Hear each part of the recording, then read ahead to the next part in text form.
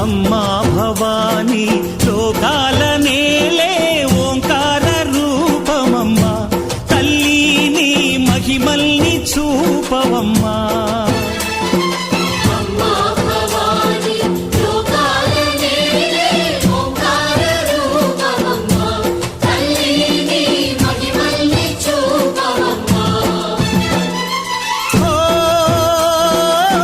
సృష్టికే దీపమా, శక్తికే మూలమా, సింహరథమే నీదమ్మా. అమ్మ దుర్గమ్మ భక్తులను దీవించుమా.